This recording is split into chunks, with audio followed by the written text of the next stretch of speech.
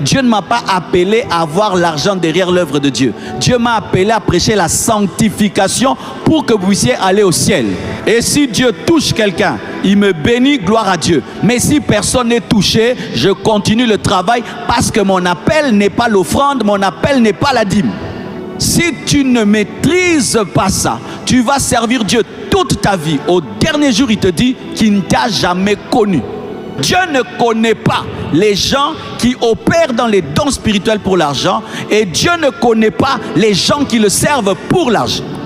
Quand tu prêches pour l'argent, tu prophétises pour l'argent, tu fais des miracles pour l'argent, tu opères dans les dons pour l'argent, Dieu ne te connaît pas. Quelle est ta motivation quand tu veux servir Dieu?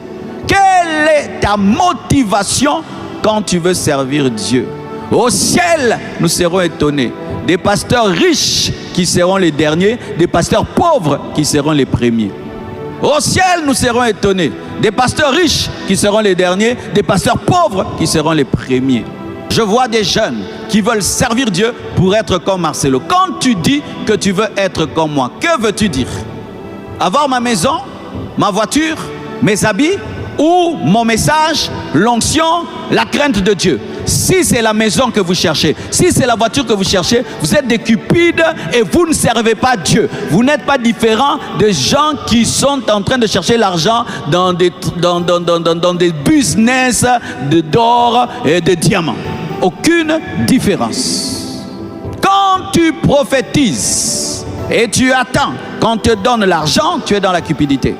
Tu prophétises sur un riche et puis tu ne pars pas. Nous, à la compassion, tu donnes la prophétie à un riche, tu pars. Tu ne traînailles pas là, oh le transport. Non, nous, tu vas prophétiser, tu as ton transport.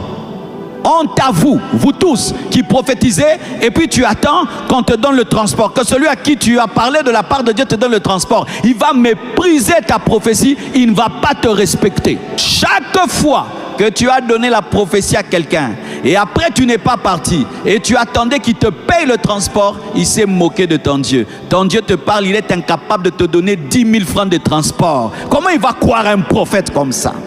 L'appel au ministère n'est pas l'appel à l'argent. Oh, je vais en voyage missionnaire pour avoir l'argent. Ah bon? Tu es un commerçant. Tu vas vendre quoi?